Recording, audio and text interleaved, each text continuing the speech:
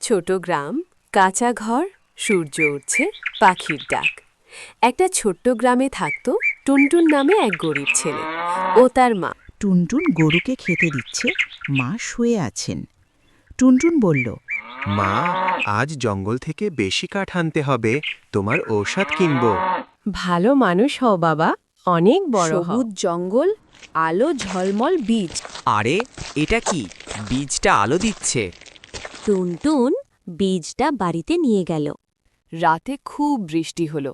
সকালে দেখে উঠোনে মস্ত বড় গাছ। হে বাবা, এক রাতে এত বড় কাজ কোথা থেকে এলো?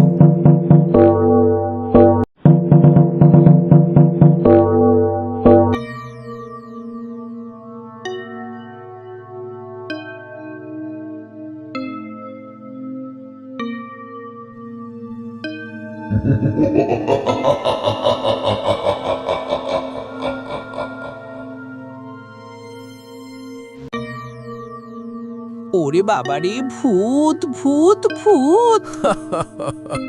আমি ভূত নয় রে, আমি তোকে বুদ্ধি, পরিশ্রম, সততা দিয়ে কিভাবে বড়লোক হওয়া যায় সেটা শেখাতে এসেছি। বল, তুই কি এসব শিখে বড়লোক হতে চাস?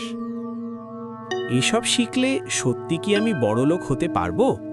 হ্যাঁ রে বোকা, নিশ্চয়ই পারবি। তারপর টুনটুন বিভিন্ন ধরনের জিনিস তৈরি করে বাজারে বেচতে লাগল।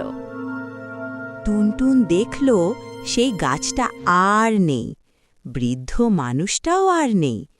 এই গল্পটা থেকে আমরা শিখলাম যে পরিশ্রম, সততা ও বুদ্ধি থাকলে সমাজে মাথা উঁচু করে বাঁচা যায়।